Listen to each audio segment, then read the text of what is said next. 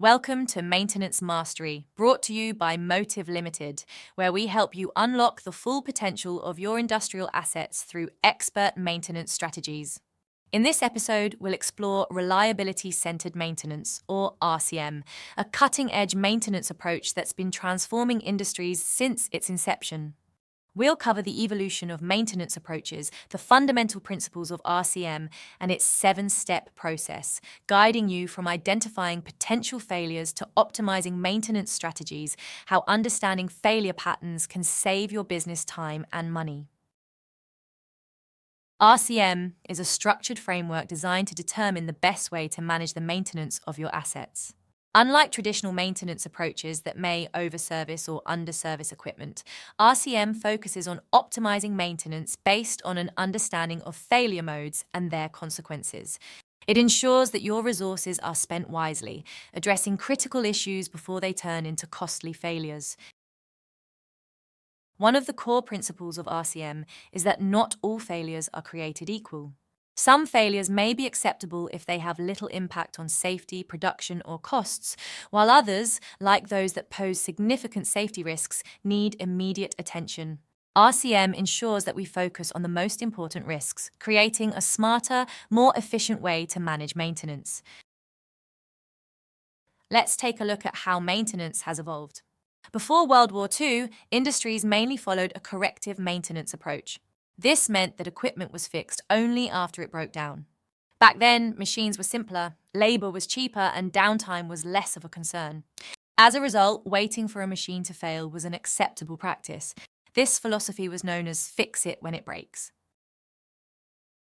However, as industries expanded and machines became more complex, it became clear that waiting for failures was too costly. By the 1960s, preventative maintenance emerged. The idea here was to fix things before they break, scheduling maintenance at regular intervals. This was a step forward, but it still wasn't perfect.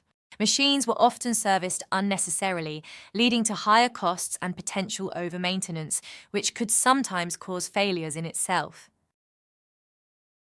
By the 1970s, RCM was introduced as a more refined approach. Born out of the aviation industry, where safety and reliability are paramount, RCM focused on understanding the specific ways in which machines fail, and then determining the best way to manage those failures. It took into account not just the age of the equipment, but the operating context and the consequences of failures.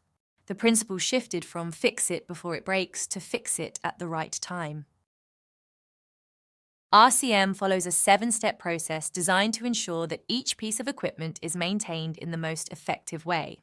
These steps take us through identifying an asset's functions, recognizing how it might fail, and deciding on the best course of action for managing those failures. Let's break down these steps.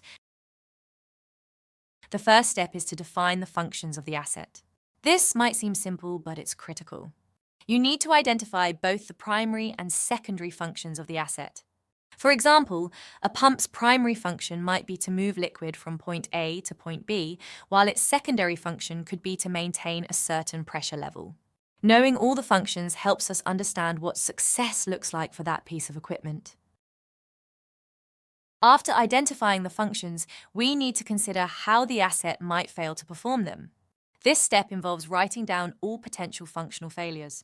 Functional failures don't always mean the machine stops working entirely. They could involve partial failures, such as reduced efficiency, or full failures, where the asset can no longer perform any of its intended tasks. Next, we identify the specific failure modes or mechanisms. In other words, what causes these functional failures? For example, a pump might fail due to mechanical wear, corrosion, or misalignment during installation. Understanding these failure modes helps us predict and prevent them. It's about getting to the root cause of the problem rather than just fixing the symptoms. Now we move to analyzing the failure effects. What happens when a failure occurs? Does it just slow down production, or does it shut down the entire system? Does it pose safety risks? In this step, we assess the consequences of each failure, both locally and at the system level.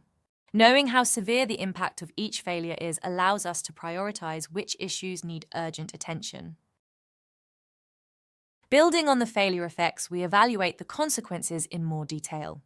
This step is crucial in determining how much each failure really matters. Some failures might have minimal consequences and can be tolerated for a while others may pose serious safety, environmental, or financial risks. By categorizing these consequences, we can decide the best approach to managing them. Once we've assessed the consequences, it's time to decide how to manage the failures. Can we predict them? Should we set up preventative maintenance schedules? Or is it better to monitor the asset's condition and take action only when signs of failure start to appear? This step helps us decide whether on-condition maintenance, like using sensors to detect early signs of failure, is the best approach, or if preventative maintenance at regular intervals makes more sense. If prediction or prevention isn't possible, we explore alternative ways to manage the failure. Sometimes, redesigning the asset or adjusting operating procedures might be the best solution. In other cases, it might be acceptable to let the asset run to failure as long as the consequences are manageable. This is especially true for non-critical equipment where failures don't pose major risks. In RCM, understanding failure patterns is crucial for effective maintenance strategies, focusing on equipment condition leading up to failure. The bathtub pattern gets its name from how it appears on a chart. This pattern sees equipment start with early condition issues, stabilize during its useful life, and deteriorate again as condition decreases, leading to failure. Regular maintenance during these phases helps manage failure risk.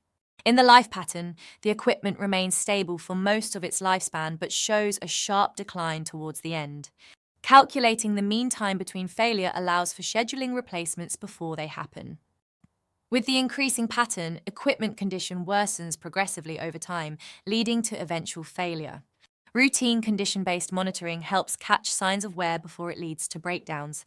The honeymoon pattern shows little to no issues after installation, with the condition then decreasing but stabilizing for the remainder of its life in service. Close observation once deterioration shows is essential to understand asset condition moving forward. The random failure pattern involves unpredictable changes in condition unrelated to age or usage. Real-time monitoring and design improvements help manage these unexpected failures. The infant failure pattern is the most common, where equipment experiences early condition issues that lead to premature failure. Strengthening installation and commissioning practices can help minimize these early failures. Understanding these patterns and how equipment condition changes allows for targeted maintenance strategies, reducing the likelihood of failure and improving overall reliability. One key tool in RCM is the PF curve, which shows the progression from a potential failure to the point of actual failure. The curve helps us understand how much time we have to intervene once the early signs of failure are detected. By identifying the potential failure point, we can schedule maintenance or repairs before the asset reaches the point of failure, preventing a full loss function and benefiting from the lower costs of acting. This is the heart of on-condition maintenance. Let's take a look at the PF curve, which shows how equipment wears over time and how different maintenance strategies can prevent failures across industry. We start at the Design D phase, where getting the design right is critical. For example, selecting corrosion-resistant materials for a heat exchanger ensures long-term reliability. In the Installation I phase, precision maintenance is key. Take a centrifugal pump. Using laser alignment during installation prevents premature wear and excessive vibration.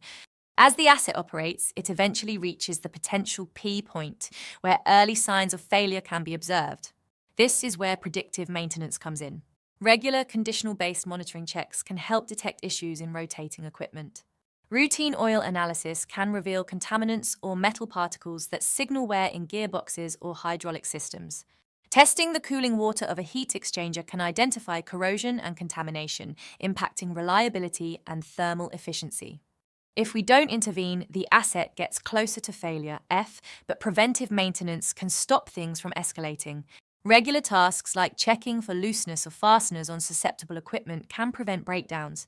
If we ignore these signs, though, we move to reactive maintenance, dealing with breakdowns after they happen, which is far more disruptive.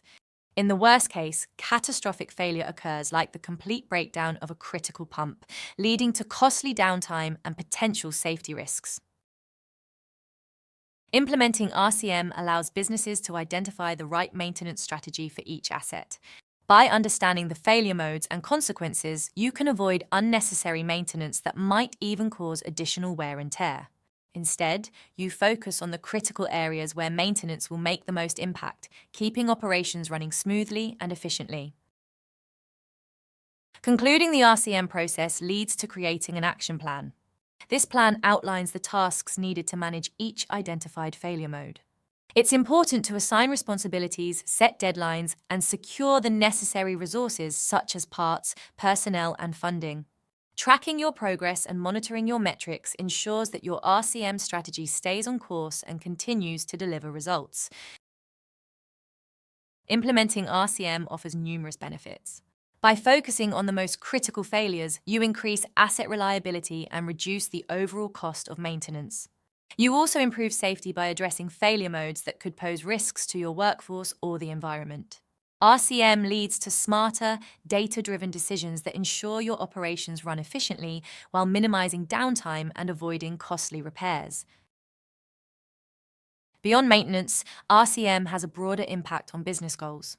It helps improve asset availability, meaning you can increase production capacity without the need for major capital investment in new equipment.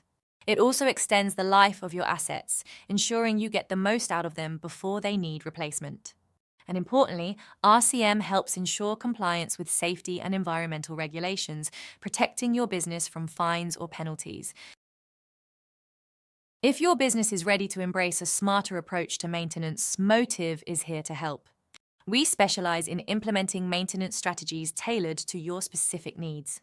From high-hazard industries to complex manufacturing environments, we can help you reduce costs, improve reliability, and ensure full compliance with regulations. Get in touch with Motive today to discuss how we can support your maintenance and reliability challenges. Please note that the information in this video is provided for guidance only. Always consult with a qualified professional before implementing any maintenance strategies in your own organization. Thank you for watching, and don't forget to subscribe.